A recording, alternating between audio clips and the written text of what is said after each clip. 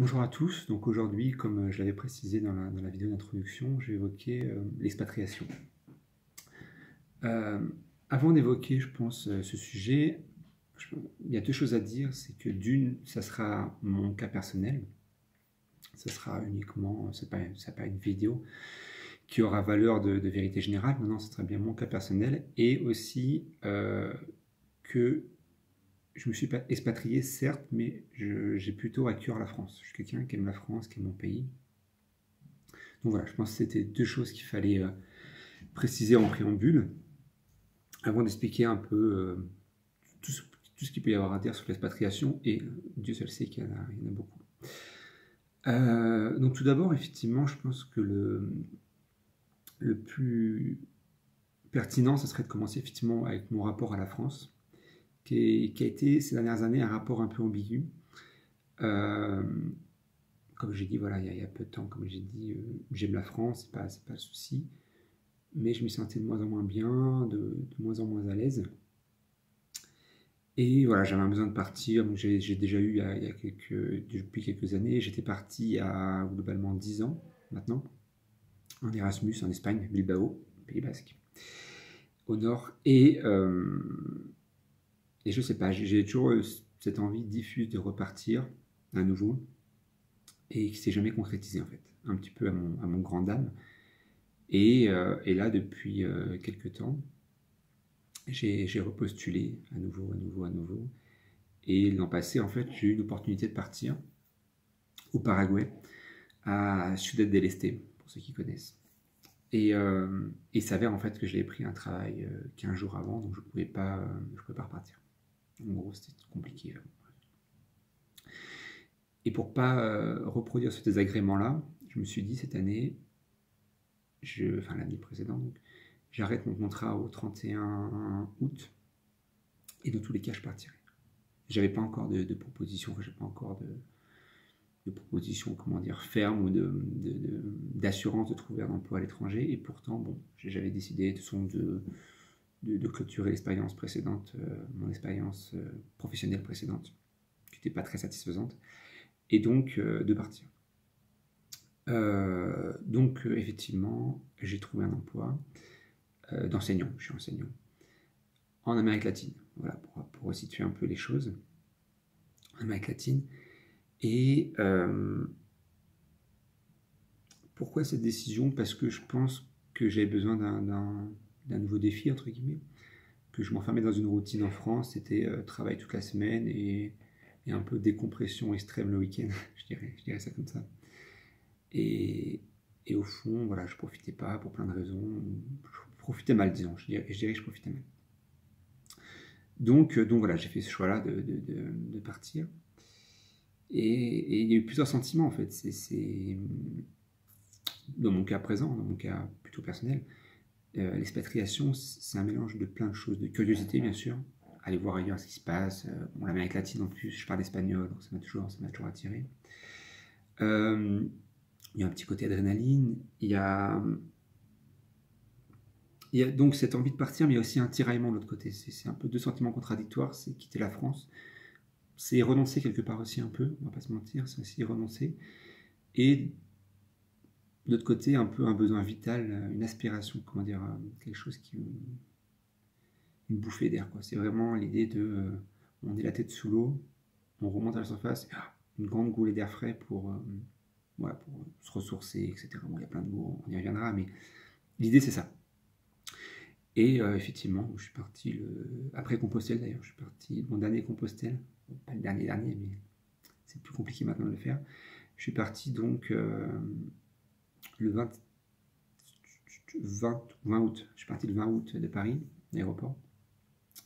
Et je suis arrivé le 21 août, là où j'habite, donc une ville en Équateur. Je ne dirais pas laquelle, mais une ville où il fait bon vivre en Équateur. Ceux qui connaissent sauront laquelle c'est, je pense. Parce qu'il n'y en a pas des millions en Équateur. Enfin, disons que certaines sont plus compliquées que d'autres, et celle où je suis très très bien. Donc voilà, je pense qu'après, c'est pas très dur à trouver. Et donc voilà, donc il y a eu différentes étapes. J'avais postulé un petit peu précédemment dans différents comment dire, établissements. Et là, j'avais eu trois possibilités. J'avais eu, comment ça s'appelle, Querétaro au Mexique. J'avais eu, pas Santiago, l'autre, Concepción au Chili, qui était plutôt bien avancé, mais bon, avec le Covid, il n'y a pas d'assurance. Et donc cette ville où je suis arrivé, donc en Équateur. Et donc voilà. Donc ce qui est sûr, c'est que quand on s'expatrie, on renonce quelque part aussi à la France. Ça, c'est une évidence. Et on y reviendra dans les points, un peu plus tard, dans les points que je vais évoquer sur qu'est-ce qui me manque de la France. Maintenant, qu'est-ce que l'expatriation a changé pour moi? Beaucoup de choses. À vrai dire, beaucoup de choses. En 5 mois, ça va faire 5 mois maintenant, énormément de choses. Ça a changé. Nécessairement, ça demande une adaptation, mais dans le bon sens en fait. C'est comme se renouveler, c'est comme être quelqu'un de nouveau. Alors, je ne vais pas vous dire qu'on peut être quelqu'un d'absolument nouveau, se réinventer, etc. Quelque part, si. Mais le plus important, c'est des nouvelles rencontres, une langue nouvelle, bien sûr, une langue nouvelle, mais c'est l'idée d'être étranger dans un autre pays. Donc, il faut nécessairement s'adapter. Il y a un effort d'intégration à faire. Très intéressant, humainement, très intéressant à faire. La langue, j'ai vraiment beaucoup de plaisir à parler la langue espagnole, avec un accent terriblement français, mais bon, ça plaît aux femmes, donc c'est l'avantage.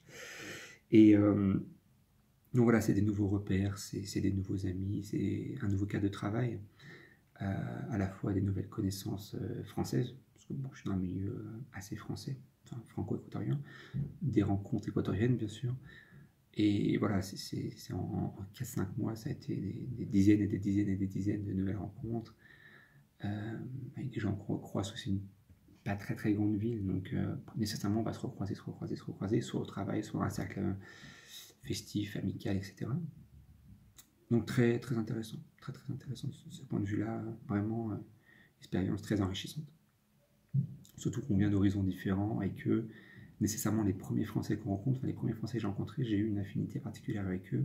Et voilà, on travaille ensemble et on fait beaucoup d'autres choses ensemble.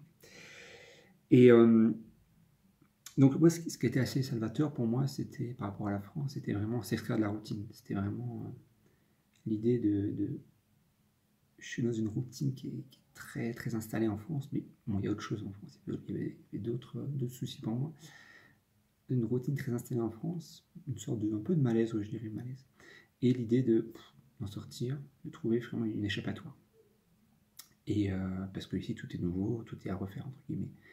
Je n'irai pas jusqu'au nouveau monde de Christophe Colomb, mais voilà, il y a un peu l'idée quand même on repart sur d'autres bases, totalement d'autres bases. C'est-à-dire j'ai un nouvel appartement, un nouveau travail, entre guillemets, oui, une nouvelle condition de travail, etc. Je vais y revenir plus tard. Mais bon, plein de choses nouvelles. Et l'idée, c'est que dans mon cas présent, dans mon cas personnel, j'ai gagné en qualité de vie, à tout point de vue. Bon, côté sérénité, côté financier. C'est pas un salaire énorme là où on est, mais par rapport au train de vie, on va dire, moyen d'un Équatorien, on est royal. Oui, on est royal. Et c'est des choses aussi que j'ai vues, que j'ai expérimenté, que j'aurais jamais expérimenté en restant en France. Ça, c'est une logique, c'est tout à fait évident. C'est même une la palissade. Là où je travaille déjà, c'est bien, c'est un petit lycée, c'est des nouvelles matières intéressantes, bon, pour ceux qui connaissent, c'est les matières de sciences sociales, SES Éco, c'est de la géopolitique et c'est l'histoire, en gros, 3 matières principales. Donc voilà, des matières qui me plaisent, des matières dans lesquelles je suis à l'aise. Les élèves, c'est autre chose que la France, ça c'est sûr, c'était la bonne surprise. Très poli, très intéressé, plutôt un bon niveau bien sûr, mais bonjour monsieur, au revoir monsieur, merci monsieur, chose qu'on voit jamais en France, donc tant mieux, hein, tant mieux. Et donc voilà, la qualité de vie, les gens très sympathiques, il y a plutôt, on va pas se mentir, il y a plutôt une curiosité pour les Français, parce que c'est pas ce qu'il y a de plus ici, il y a beaucoup d'Américains, il y a beaucoup d'Américains ici. Et après il y a beaucoup aussi de Vénézuéliens, Colombiens, je parle pour les étrangers. Mais bon, français, il y a une petite colonie de français, mais voilà, il y a toujours une curiosité pour les Français. On jouit de ce statut à l'étranger, on a de la chance de ce côté-là. Et la qualité de vie, c'est aussi les voyages qu'on peut faire, très clairement. Bon, c'est long parce que c'est en bus, ici tout est en bus, mais en 2 périodes de vacances, c'est ça. J'ai été 2 fois sur la côte, j'ai été 2 fois en Amazonie. Une fois en Amazonie, on va dire une ville, enfin, une petite ville proche de l'Amazonie, collée vraiment à la forêt amazonienne, très agréable, ceci dit. Et la deuxième fois, vraiment en immersion, entre guillemets, 12 heures de bus de Quito, donc vers l'Amazonie, vers l'Oriente, et ensuite 2 heures de pirogue. Magique, magique. Je ferai une vidéo sur l'Amazonie parce que c'était magique. 2 heures de pirogue jusqu'à un lieu où il n'y a pas internet, bien sûr, où il n'y a pas de village. Il y a une petite communauté de Shona, pas loin. Shona, c'est des indigènes de cette zone. Kuyabeno, pour ceux qui connaissent. Et non, c'était magique. Je reviendrai sur ça dans tout ce que j'ai pu voir justement de très intéressant en Amazonie.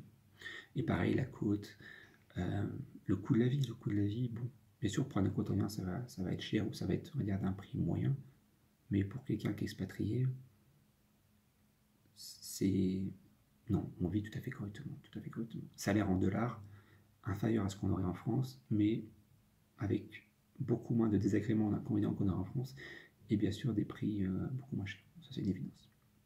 Donc voilà, en gros, ce que je peux évoquer.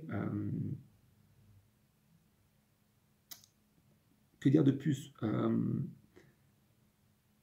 Je pense que ça permet aussi de se redonner un peu un élan. Ça, je vais revenir à ce que j'ai dit avant. Par exemple, je me suis mis au sport, je lis beaucoup plus. J'ai eu l'idée de relancer cette chaîne aussi. Je crois parce que je suis ici, parce que ça me donne une nouvelle impulsion, peut-être par rapport à des rencontres, je sais pas, par rapport à une motivation retrouvée, tant mieux d'ailleurs.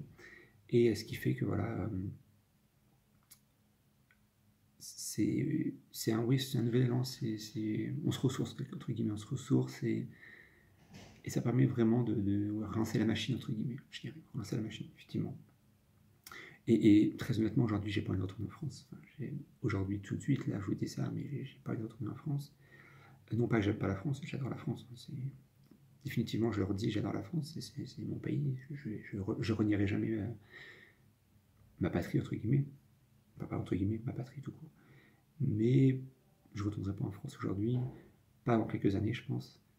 Pour visiter la famille, bien sûr, mais pas avant quelques années, définitivement, je dirais. Et encore, si tant est que je revienne un jour, on ne sait jamais de quoi le futur est fait. Mais justement, c'est intéressant, c'est qu'on en vient à qu'est-ce qui manque en France. Ah non, autre chose. Qualité de vie. La ville où je suis, paradoxalement, je me sens beaucoup plus en sécurité que dans une grande ville française. Par exemple, sortir le soir, etc. Bien sûr, il y a des précautions à prendre, il ne faut pas se leurrer, hein, c'est l'Équateur, etc. Après, bon, comme j'ai dit, c'est une ville qui il fait particulièrement bon vivre. Donc, bref, sur les grandes villes équatoriennes, on peut imaginer laquelle c'est, comme je disais. Mais voilà, il y a une qualité de vie, c'est quand même... et c'est une ville qui est connue pour être comment dire, plutôt calme, plutôt sécurisée. Ou c'est une ville qui attire beaucoup aussi d'Équatoriens qui veulent y vivre. Bon, pour raconter une anecdote, je suis parti sur la côte à Mompiche les dernières vacances. Et on arrive à Esmeralda, là où on prend le bus, et on a assisté à un lynchage. Enfin, vraiment un lynchage, quoi. Quelqu'un, un voleur, qui se faisait attaquer à coups de bâton, enfin à coups de matraque et à coups de pierre. Et c'était un peu l'attraction. Le chauffeur de taxi me dit, ah, regardez, c'est un voleur. Et j'ai dit, mais là d'où on vient, donc ici, la ville ici, ça n'existe pas. Il me disait, ah oui, mais vous, d'où vous venez, donc les Équatoriens de là-bas, ils sont bien éduqués, c'est pas les mêmes qu'ici. Ah, mais effectivement, ouais, c'était particulier, quoi. C'est vraiment un lynchage, quoi. Bon, bref. C'est un autre contexte aussi social que la France. Tout ça pour dire que qu'est-ce qui manque maintenant? C'est justement, c'est intéressant l'expatriation, parce qu'on se rend compte de ce qui est bien en France, ce qui est très très bien en France. Bien, naturellement, ça va être la famille, nécessairement. La famille est toujours un arrachement. Voilà, on les quitte et on sait qu'on va pas les revoir pendant 1-2 années, peut-être plus. Bref. Et encore que j'aimerais rebondir là-dessus, c'est que certains de mes ancêtres ont immigré, d'ailleurs en Amérique latine. Donc quelque part ma génétique se balade par ici. Donc mes ancêtres ont immigré en Paraguay, en Uruguay, fin 19e, début 20e, peut-être, pour cultiver, à l'époque où ils distribuaient des terres pour cultiver. Et c'était des allées sans retour. Là, c'était une évidence, des allées sans retour, à moins vraiment que ça se passe mal. Il y avait un petit échange de lettres au début et après ça se perdait. Parce que bon, aujourd'hui, on a des moyens de communication qui font qu'on peut se joindre en permanence. Donc ça relativise aussi l'expérience d'expatriation, d'arrachement de la famille, d'éloignement. Mais bon, quand bien même, souvent les plus petits de la famille vont nous manquer parce qu'ils vont grandir très vite en notre absence. Bon. Il y a un petit pincement au cœur, c'est normal. Qu'est-ce qui manque encore? La nourriture. Pouf, la nourriture. Là, aujourd'hui, vous me lâchez dans une boulangerie française, mais je fais un massacre. Il n'y a pas grand chose qui me... Je suis très sucré. Il n'y a pas grand chose qui me plaît vraiment ici en termes de gâteau. Il y a la mousse de maracouya, pour ceux qui connaissent. Ça se mange. Mais voilà, si vous me dites éclair au café, religieuse, Paris-Brest, fraisier, bavarois, tout ce qu'on peut imaginer en France, ou même aller à un restaurant, une bonne viande en sauce avec des frites, peu importe, des choses comme ça. Ouf.